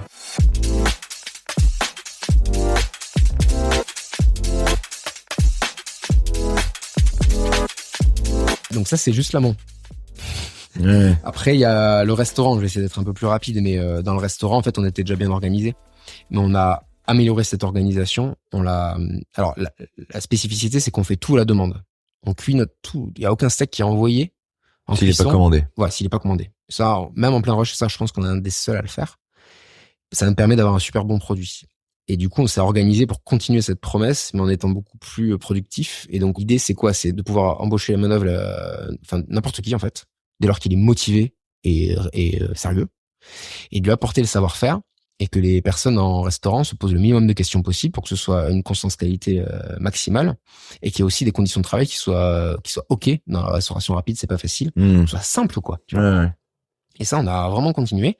Et c'est passé notamment à ces périodes-là par l'édition d'un logiciel pour nous, qu'on a créé nous-mêmes. Moi, je me rappelle avoir dessiné je retrouve, on a fait un dessin, on voulait avoir un écran comme ça, avec un système de salve qui nous est propre, qu'on a mis au point à Cantoni. Et en fait, on a travaillé avec Xelti, qui est un gros logiciel de caisse aujourd'hui, mais à l'époque, il démarrait. Et ils l'ont fait pour nous. Ce logiciel, donc c'est en copropriété avec Xelti. Mais là, du coup, oui, voilà, c'est ça. Ça te permet quoi de gérer plus facilement le process de commande et c'est intéressant. Le détail, c'est en gros la personne qui rentre en caisse la commande. Donc maintenant, c'est des bornes, mais à l'époque, c'était la caisse. En fait, au lieu qu'en cuisine sorte je veux un pepper frites. Ouais. En fait, aux différents postes, il va sortir une information ciblée. Et donc, la système de salve, c'était notamment pour les steaks. En gros, on définit un mode, c'est-à-dire un nombre de personnes qui travaillent dans la cuisine.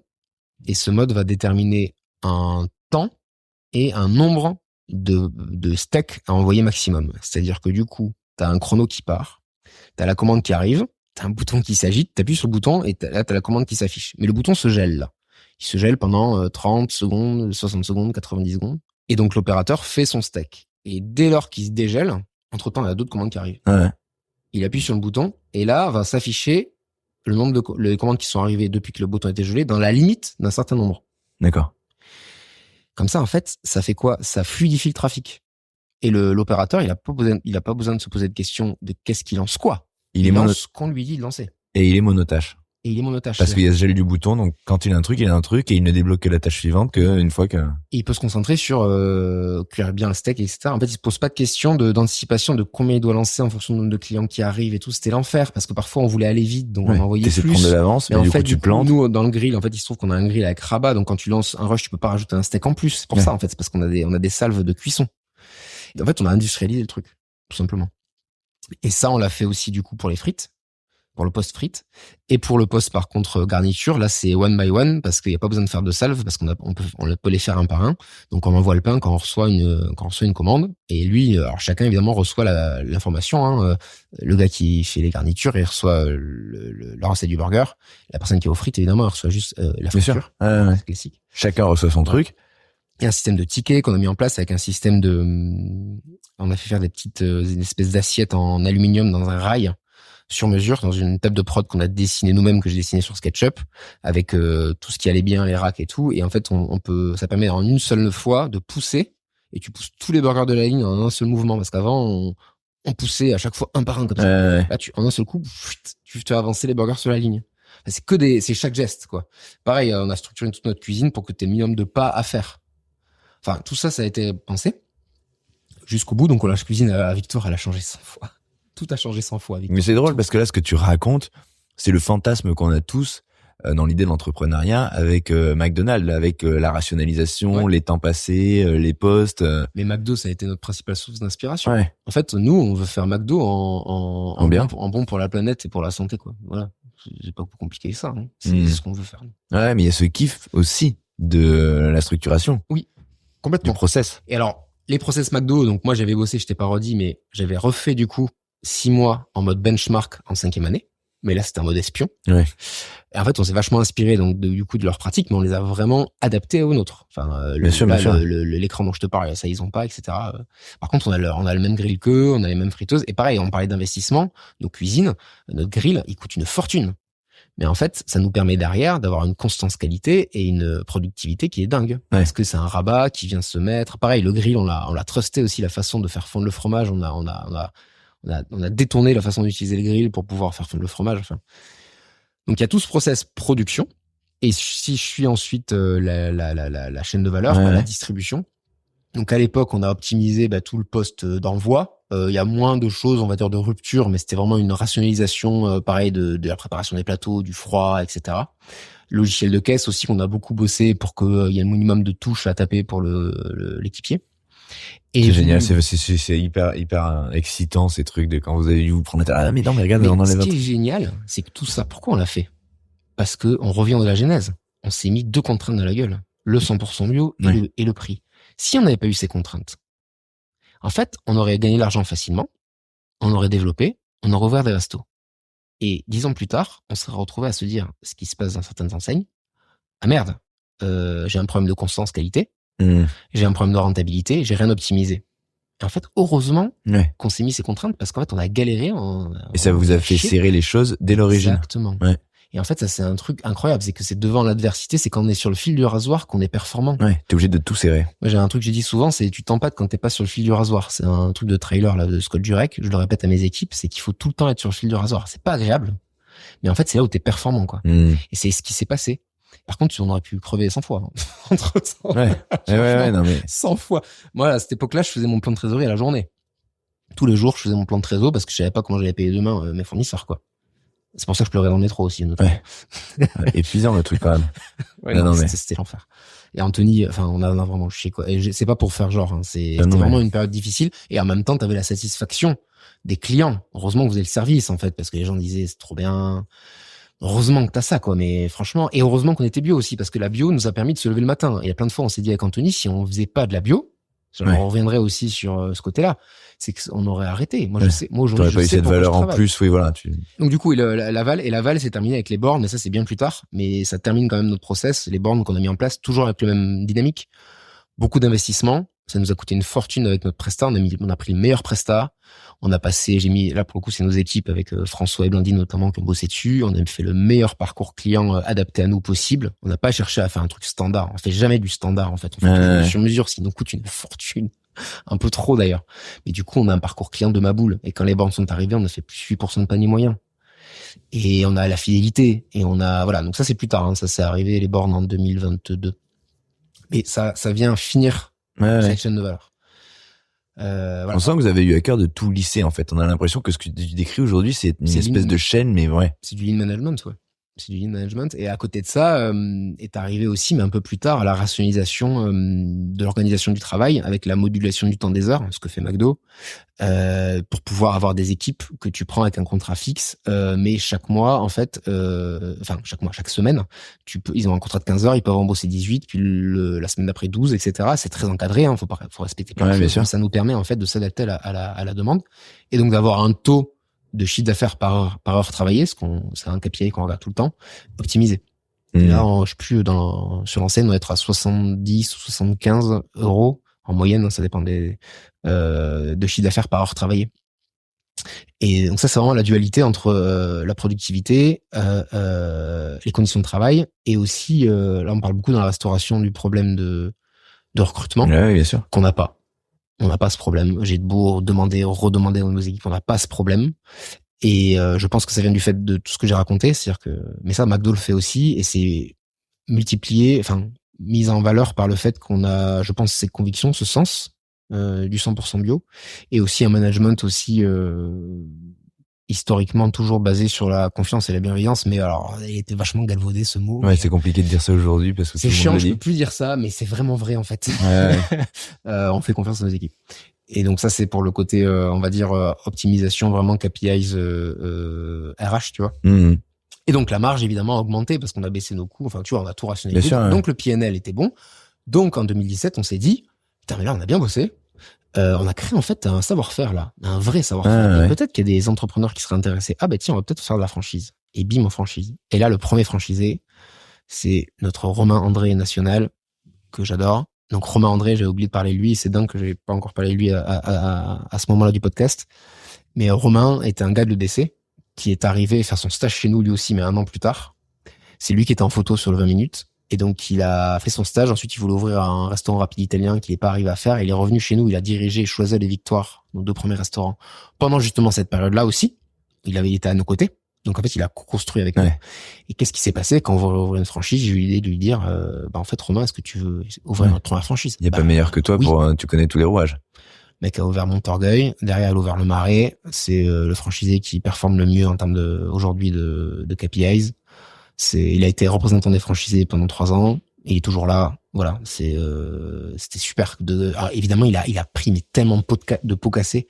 Je me rappelle, pour l'ouverture de son restaurant, on avait à nouveau refait l'identité visuelle. On n'en a pas parlé, mais ce qu'on a oublié de faire pendant cette époque-là, c'est toujours pareil, hein, marketing. La com et tout ça, bien sûr. Ça, on l'a fait il y a pas longtemps.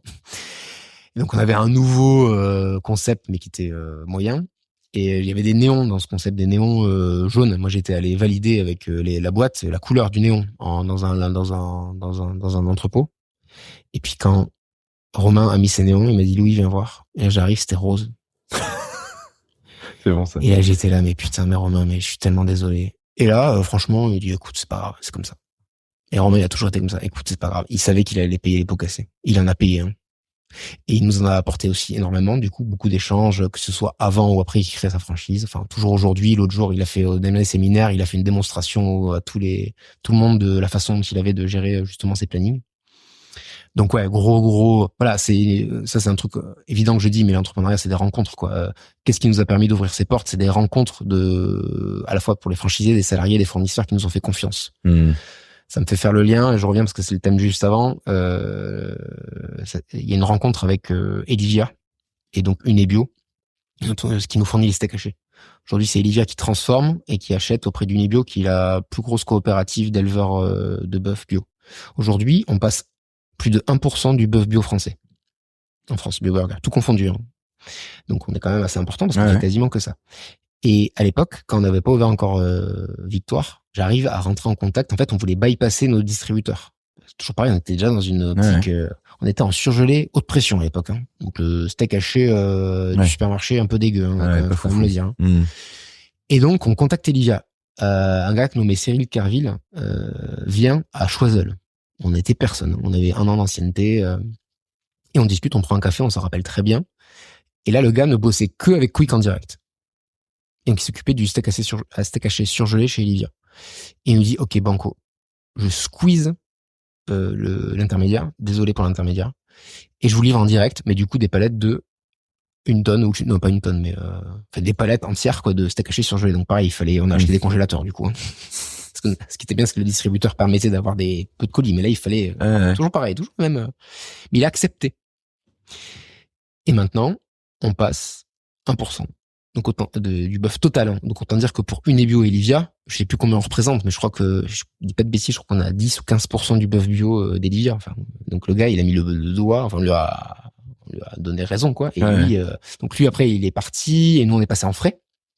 On est passé en frais quelques années après, mais avec Olivia. Ah oui, pardon. Et donc quand il a accepté, ça donnait quoi? C'est qu'on est passé en basse pression tout de suite, toujours surgelé, basse pression, et c'était moins cher. Qualité, prix, toujours pareil, d'un coup. Et après, on est passé en frais. Pareil, on a vu avec les volumes, on a réussi à baisser les prix et à avoir quelque chose de plus qualitatif et de plus rapide aussi, parce que c'est beaucoup plus rapide de cuire du steak frais et c'est 100 fois meilleur. Surtout sur le bœuf, sur le frais par rapport au surgelé, c'est sans commune mesure. Donc pareil, je balance l'anecdote là parce que ça fait partie de la construction. Le pain, le steak, les boissons, les frites, voilà.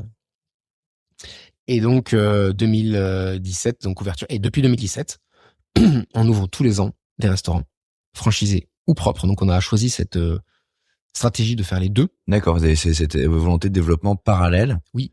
Vous en êtes à combien de restaurants en propre? Propre 11, bientôt 12 dans le mois prochain. D'accord. Et franchisé, du coup 15 et bientôt 16, parce qu'on va ouvrir aussi Toulouse. Alors il y a Metz et Toulouse qui arrivent. Donc on a ouvert on a 26 restaurants à date ouverts, on en a fermé un, Clermont-Ferrand l'année dernière, c'est le seul qu'on ait fermé aujourd'hui. Le tout premier, Choiseul, on l'a fermé parce qu'il correspondait pas à notre concept. Il était sur 3 étages, ouvert que le midi, donc on l'a fermé en 2018 et le lendemain, on a réutilisé tout le matériel, on a ouvert Gobelin à la place. Donc en fait, on l'a pas fermé, on l'a un peu transféré. On l'a déplacé, ouais. Et ouais, donc propre et franchisé, parce qu'en fait, les deux nous apportent beaucoup. La franchise nous permet de valoriser notre concept, notre savoir-faire, de développer plus vite, c'est pas capitalistique. Le propre nous permet de profiter de ce business model qui est maintenant intéressant et de capitaliser. Et en fait, la tête de réseau qu'on a créée, j'y reviendrai, est supportée par le mix de ces deux business models. Et donc en 2017, 2016-2017, on a créé notre tête de réseau. Donc on est sorti des restos un petit peu, on a pris des bureaux, quoi. Voilà, Anthony, moi, on avait Doreen qui était stagiaire graphiste, qui est toujours graphiste chez nous, mais maintenant plus en stage. 1er janvier 2017, il y a François Auger qui arrive stagiaire EDC. Et en août arrive Charlotte Gibaud, donc stagiaire EDC, qui sont toujours chez nous aujourd'hui. C'est les 2 premiers salariés temps plein qui faisaient couteau suisse. Aujourd'hui, François Auger, il est général manager des Deux Burgers. Ça fait 8 ans qu'il est chez nous. Et donc, il s'occupe en fait c'est le directeur de la tête de réseau, quoi. Et Charlotte, elle s'occupe des achats et du développement produit. Donc, elle a fait les RH et tout. Maintenant, elle supervise 3 personnes. Elle gère la centrale, le développement produit, du coup, qui est lié à la centrale parce que historiquement, avec toutes les contraintes qu'on a, on l'a préféré pour l'instant lié aux achats qu'au market. Et voilà, après, je pourrais parler de tous les collaborateurs, mais là, sont arrivés à tête de réseau au fur et à mesure des gens qui sont restés longtemps. On a Bruno Thiron, qui gérait 4 ou 5, je sais plus, franchises McDo à Angers, qui était un ami du meilleur pote de mon cousin, bref, qu'on a rencontré. On a eu une super rencontre humaine et on a réussi à l'emmener avec nous. Et donc, il gère aujourd'hui tout l'opérationnel BioBurger, donc de tous les restaurants. En dehors de l'effectif sur les restaurants, il y a combien de personnes chez BioBurger? Alors, en dehors des gens sur le terrain, je veux dire. Hein, là, on est une vingtaine à la tête de réseau. D'accord. On est une vingtaine. Et après, dans le restaurant, t'as 10 équivalents temps plein et en moyenne 18-20 personnes par resto. D'accord. Voilà. Donc en tout, en propre, on est 220, je crois, 240. Et sur le réseau, on est 550 à peu près personnes. Okay. Après, c'est du développement. Mais c'est du développement. Après, j'ai aussi, sur le business model, on n'a jamais cessé de continuer à le développer. Même si la croissance coûte. Et forcément, quand tu t'occupes du développement, tu t'occupes moins de tout ça. Et là, on s'en rend compte. On a ouvert 5 restaurants en 2022, 5 restaurants en 2023, 6 en 2024. Et là, on réaborde une année, on se remet les mains dedans, là. On se dit, ok, on a perdu, en fait. On s'est trop éloigné? Non, on s'est pas éloigné, mais au fur et à mesure, tu perds quand t'es pas sur le fil du rasoir, toujours pareil. Et sur ce point-là, on était sur le fil du rasoir sur le point du dev, mais on n'était pas sur le fil du rasoir sur le point de la rentabilité, la performance du business model. Du coup, là, on s'y remet. Et c'est hyper intéressant parce qu'on a beaucoup plus de moyens. On l'a jamais vraiment abandonné, mais là, c'est vraiment un des objectifs de cette année. C'est remettre un petit peu de la productivité là-dedans. Et aussi, il faut, avec 27 restos, en fait, c'est pas du tout la même chose qu'avec 2. Ouais. Là, c'est l'autre défi de l'entrepreneuriat. Je te parlais de la sortie là, de l'opérationnel. Maintenant, c'est la gestion du développement de déléguer et que chaque restaurant ait un niveau standard minimum. C'est super dur, mais c'est super intéressant.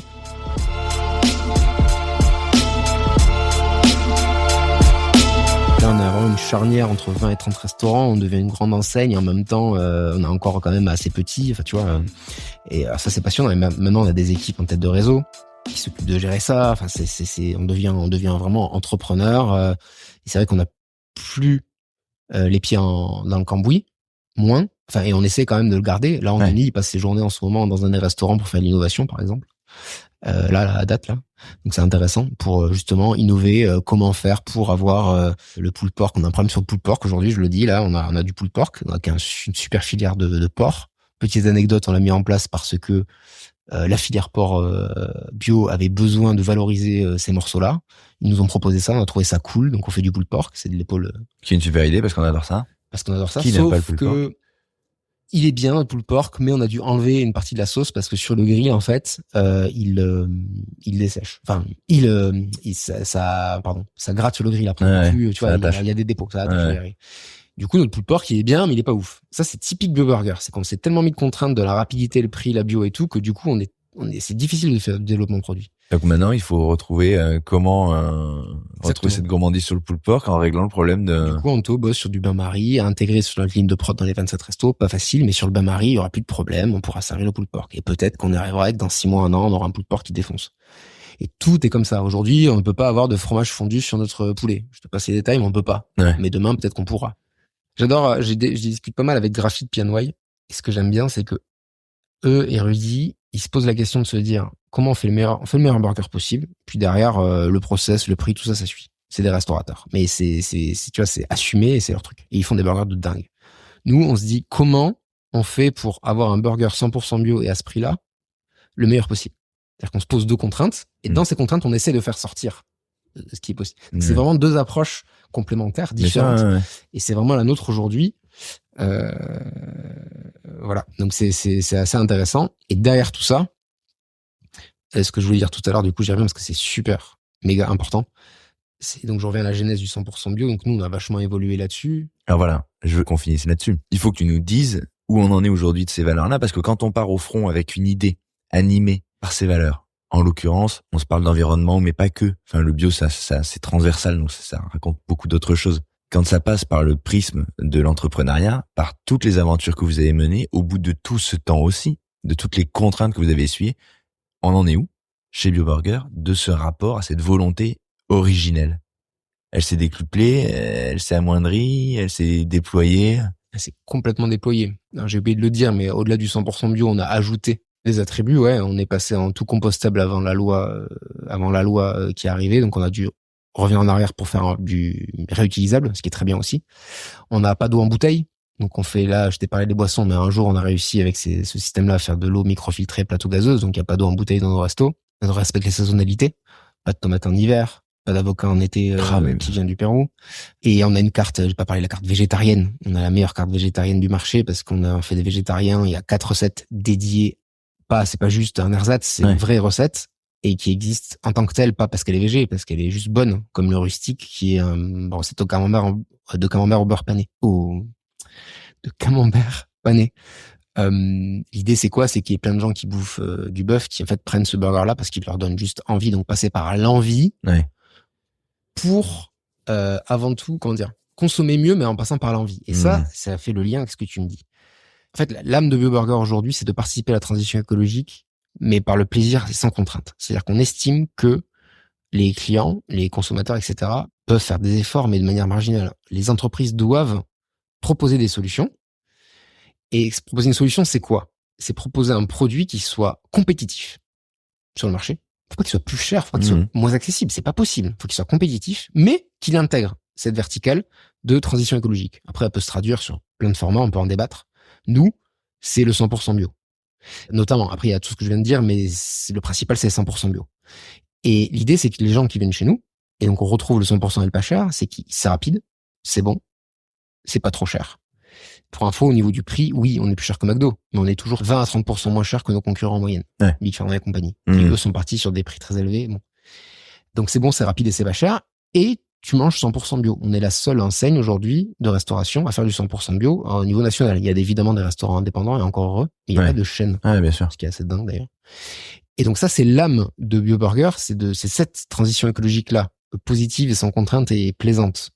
Et donc le VG, c'est typiquement ça. Moi, on a fait 20% de VG aujourd'hui grâce à on n'a pas 20% de clients végétariens. Ben oui. On a 3 ou 4%, je crois. Mais on fait 20% de VG. Mais c'est la grande leçon de la restauration et de la modernité de ces discours-là. Il y a des restaurants qui sont 100% végétariens aujourd'hui et qui ouvrent sans le dire. Voilà, exactement. Et en fait, on s'en fout. On s'en fout. Est-ce que c'est bon? Est-ce que c'est pas bon? C'est pas bon. Et encore une fois, à la fin, au fait, c'est végé. Et peu importe, voilà. On s'en fout. C'est pas le discours premier. C'est pas le propos. Alors c'est le plaisir qui guide le truc. Moi, je prends l'exemple de la pizza 4 fromages. Enfin, elle existe depuis bien avant qu'on dise. Et c'est Et végétarien. on se jette dessus avec plaisir, mais en fait, c'est végétarien et c'est pas le sujet. C'est ça le végétarianisme. Ou le flexitarianisme. Pour nous. Et on essaie vraiment de continuer dans cette voie-là. Et donc ça, c'est vraiment notre mission. Et pour notre engagement, en fait, nous, on a compris de plus en plus que c'était vraiment la bio au fur et à mesure des années, en fait. Moi, j'ai rencontré énormément d'agriculteurs qui travaillent pour nous indirectement, les coopératives. On a été invités aux 20 ans de la coopérative Unébio avec Charlotte. C'était génial, on a parlé avec les agriculteurs et tout. Et franchement, il y a beaucoup de débats sur l'agriculture, etc. aujourd'hui, mais moi, de ce que j'en vois, mais je suis tellement engagé dans le discours que j'entends sur ces gens qui font de la bio et tout ce qu'il y a derrière. Alors on pourrait faire un podcast dessus. Ouais, c'est un sujet. Ouais. C'est un vrai sujet, mais moi j'ai vu des gens qui vivent bien de leur métier. C'est vrai qu'ils sont très techniciens en bio, parce que c'est des mecs qui se prennent la tête en fait pour arriver à faire avec des contraintes. C'est sûr que c'est plus dur, ça c'est clair, mais par contre ils arrivent à faire des trucs de dingue. En moyenne, ils vivent bien, ils protègent leur sol, ils sont hyper engagés.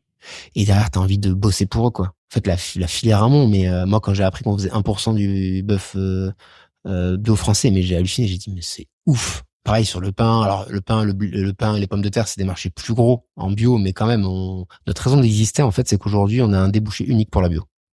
Donc ça c'est la finalité de la réponse à ta question, c'est que si on n'était pas là, tout ce qu'on vend ça basculerait en conventionnel. Alors que si je sais pas moi Biocop Ferme, je dis n'importe quoi. Biocop c'est quand même gros, mais ça sera quand même bio, mais il y aura beaucoup qui transférera à Naturalia ou compagnie ou la Vie Claire. Aujourd'hui, nous, il n'y a pas d'alternative. Et donc, on vient piquer des parts de marché au conventionnel pour la bio. Donc, on développe la filière. Et en fait, c'est ça notre raison d'être. C'est de développer la filière bio avec un axe qui n'existe pas ailleurs. Dans un axe, donc dans la restauration, ça n'existe pas. Et en plus, dans le burger. Enfin, ça n'existe pas. C'est très marginal dans la restauration, encore une fois. Vous avez ouvert une brèche. On a ouvert une brèche. 1% de l'offre de restauration est bio aujourd'hui. C'est dramatique. Et 6 à 7%, c'est en GMS c'est 6 à 7%. Donc en fait, il y a un retard énorme que l'agence bio sur lequel l'agence bio commence à travailler. Donc en collectif, c'est un peu mieux. En restauration collective, en commercial, donc on commence. Là, on va aller sur le salon d'agriculture à l'agence bio, et je vais aussi aller sur le stand de l'ADEME. Voilà, pour parler de ça, pour essayer de convaincre des restaurateurs de s'y mettre, etc. Ouais, bien sûr. Pour montrer qu'il y a des solutions. Voilà. C'est ça notre raison d'être aujourd'hui. L'engagement, en fait, il s'est renforcé de ouf. Moi, je mangeais pas 100% bio quand j'ai créé BioBurger. Maintenant, j'ai mon abonnement chez Biocop, et voilà. Et là, oui, ça prend, je sais plus, j'ai calculé au jour, ça prend 17% de mon revenu de manger bio. Avant c'était 30% du revenu moyen des ménages français, l'alimentation. Maintenant c'est 15 ou 10, je crois. Alors je vais pas faire de leçons de politique et tout, mais tout le monde n'a pas les moyens, etc. Mais je suis très engagé là-dedans et j'ai vraiment envie de soutenir la filière et tout ce qu'il y a derrière en fait. Et ça m'amène à un problème qu'on a et qu'on doit résoudre, c'est que nous on s'estime sous-coté sur le marché. Ça revient à l'histoire du marketing. J'ai pas le temps d'en parler, mais on a mis beaucoup de temps à mettre au point notre image. Qui on était, le branding, on l'a réussi il y a 1 ou 2 ans, je dirais, on a changé là de branding, etc. Mais maintenant, il faut qu'on le dise. En notoriété, pareil, on est sous-coté, on est sous-connu, et les gens qui nous connaissent, ils ont pas encore compris vraiment toute la valeur qu'il y avait derrière, selon moi. Et ça, c'est parce qu'on n'a pas été bon sur ces sujets-là, et donc on essaye de rattraper notre retard. Donc là, cette année aussi, non seulement on revoit un peu, on resserre un peu le business model, mais aussi on veut vraiment craquer cette notoriété et être connu au niveau de ce qu'on devrait être connu. Et c'est notre défaut. En général, les marques sont surcotées grâce au marketing. Nous, c'est l'inverse. Enfin, j'estime que ça veut dire qu'il y a une marge de progression. Et déjà, si vous maîtrisez tout l'arrière, une fois que vous serez plus connu, ce sera l'Eldorado. Je préfère dans ce sens-là. La construction sur le temps long, etc. Il faut d'abord commencer par les fondations. Ouais. Et quand les gens découvriront BioBurger, pour ceux qui ne le connaîtraient pas encore, ils seront satisfaits parce que derrière, tout est carré.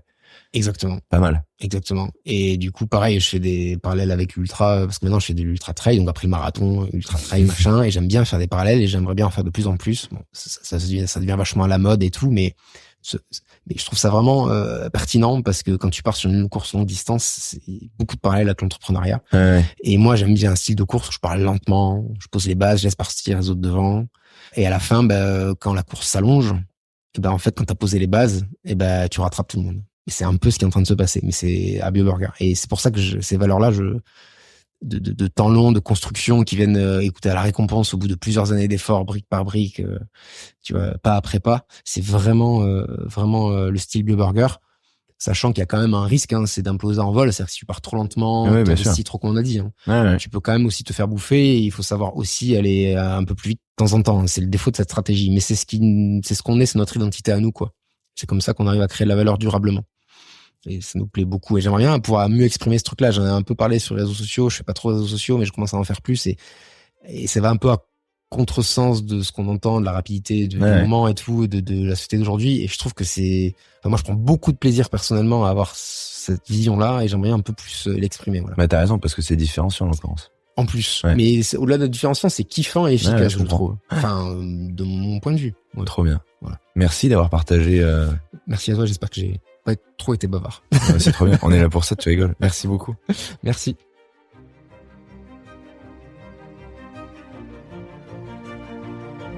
Merci Louis d'avoir pris le temps de nous raconter toute l'histoire de cette formidable aventure qui est BioBurger. Soyez fiers, Anthony et toi, de tout le chemin que vous avez accompli, de tout le potentiel que vous continuez de développer chaque jour avec tous vos collaborateurs qui contribuent, eux aussi bien sûr, à l'avancée de BioBurger sur le marché français. Moi, je suis toujours impressionné par ces entreprises bâties à l'envie. Rendez-vous compte là qu'aujourd'hui, quand vous tapez sur la borne de commande votre menu, que vous commandez un bleu du Keras, un avocado bacon, un honey chicken ou un green morbier, il y a tout ça derrière, toutes ces années, tous ces moments de joie à voir les clients venir, revenir, mais aussi tous ces moments de doute là, ces larmes qui coulent dans le métro dont il nous parlait quand on est épuisé parce qu'on porte son entreprise à bout de bras et qu'on espère que ça va prendre. Dites-vous, en dégustant le big bébé que ces gars-là, en plus de vouloir faire, ils veulent bien faire et qu'on peut donc manger vite et bien et bon. D'ailleurs vite, pas forcément. Moi cette carte elle me donne envie de prendre le temps de kiffer le burger que je vais commander. Regardez, ils ont un site avec leur menu bioburger.fr. Merci chers auditeurs, chères auditrices. J'espère que cet épisode vous a plu. Je suis sûr que comme moi vous les avez imaginés faire leur sauce à la mano comme il dit dans leur appart d'étudiants. N'hésitez pas à partager ces récits d'entrepreneurs. Faites-moi vos commentaires sur Instagram en m'écrivant sur notre compte @chef au pluriel _podcast au singulier chef_podcast. Et puis notez-le d'ailleurs ce podcast sur votre plateforme si vous ne l'avez pas déjà fait. C'est ainsi que vous pouvez m'aider à continuer ma quête, celle qui me tient tant à cœur, éclairer pour vous le monde de la restauration, de la gastronomie et surtout celles et ceux qui rendent tout ça si vibrant, si vivant. À très vite pour un nouvel épisode. Vous le savez, chef, c'est lundi, mercredi, vendredi, toujours une manière différente de parler de notre passion commune. Le lundi, on parle avec les chefs. Le mercredi, on passe en mode actu. Et le vendredi, comme ici, on parle entrepreneuriat. Alors en attendant le prochain numéro, profitez, prenez soin de vous, cuisinez, faites le marché et parlez à vos proches de votre podcast préféré. Salut!